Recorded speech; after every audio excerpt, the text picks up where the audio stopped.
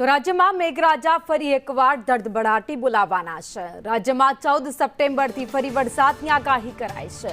હવામાન નિષ્ણાંત અંબાલાલ પટેલે આગાહી કરી છે। બંગાળની ખાડીમાં ચક્રવાતનું જોખમ તોળાઈ રહ્યું છે। 14 થી 20 સપ્ટેમ્બર દરમિયાન વરસાદની આગાહી કરવામાં આવી છે। આ વરસાદ કૃષિ પાકો માટે ફાયદાકારક રહેશે તેવું પણ કહેવાયું છે। તો સાથે દક્ષિણ ગુજરાતમાં વરસાદનું પ્રમાણ વધુ રહેશે। નવરાત્રિની શરૂઆતમાં વાદળછાયું વાતાવરણ રહેશે। છઠ્ઠા નોરતાથી ગાજવીજ સાથે વરસાદની શક્યતાઓ અંબાલાલ પટેલે વ્યક્ત કરી છે। ગુજરાતમાં તારીખ 14-20 વરસાદ થવાની શક્યતા છે। આ વરસાદી પાણી કૃષિ પાકો માટે સારું ગણાશે।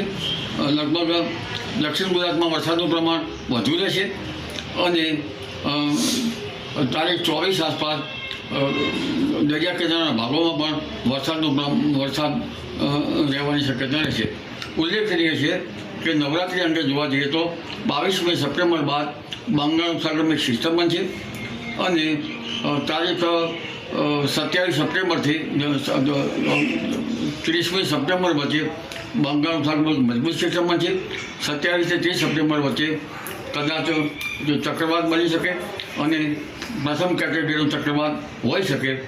60 થી 70 કિલોમીટરની ઝડપે દક્ષિણ ગુજરાત તટ ઉપર પવન ફૂંકાવાની શક્યતા રહે, જેની અસર પણ ગુજરાતના ભાગોમાં થતાં ગાજવીજ સાથે કેટલાક ભાગમાં વરસાદ થવાની શક્યતા રહે। નવરાત્રિની શરૂઆતમાં કોઈ ભાગમાં વાદળવાયુ રહે ને ત્યાં છાંટા પડે। છઠ્ઠા નોરતાથી દશેરા સુધીમાં રાજ્યના ભિન્ન ભાગોમાં ગાજવીજ સાથે વરસાદ થવાની શક્યતા રહે।